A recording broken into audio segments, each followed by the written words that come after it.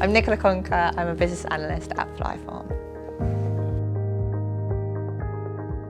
When people started to realise that they needed to know about the components that were in their IT estate, the best contextual example where it became worldwide that people needed to know that was when the millennium bug was knew that there could be a risk. Like it was a big fear.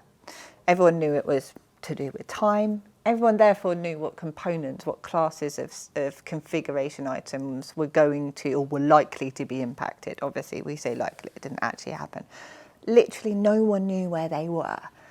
Some people may have had bits and pieces on spreadsheets, but nothing really that said these CIs, these configuration items will be impacted, and these will be other related things that will be impacted to it.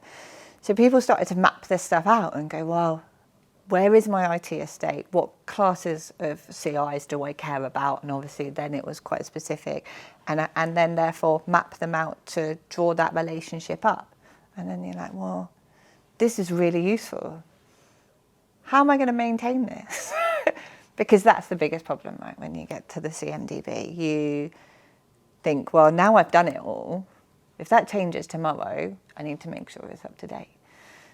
And that is where the beauty around having a CMDB that's maintained, that's kept up to date, that is the security blanket that says, if something is impacted, I need to be able to pull up those classes of CIs, find them and say, this is the impact on my IT estate to whatever the future is. So your risk is lower, your security about what changes you want to do. You've just wrapped a big security blanket around your IT estate, which is fundamental today.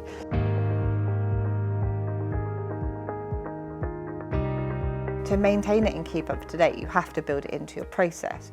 So your change control process is imperative to that.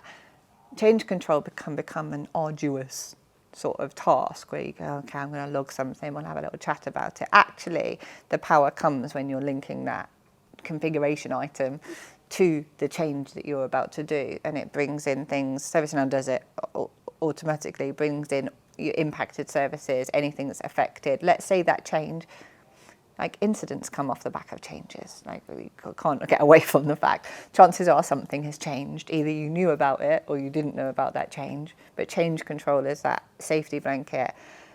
And incidents happened. Unfortunately, that does.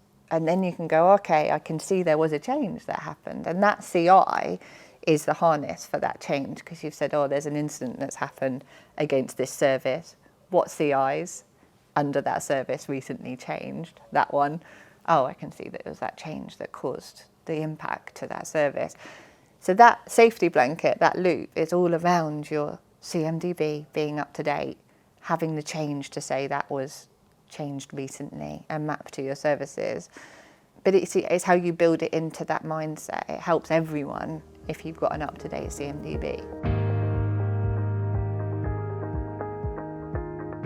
You've got different stakeholders, so you've got your technical people, so your technical service owners have a bunch of ways they will service the CMDB, the configuration items. So they're looking at that area. And that's their skill set, that's what they do. But then you've got the business who look after the service that are being delivered. And those two areas know about each other, but they can't know everything about the technical people and the service people.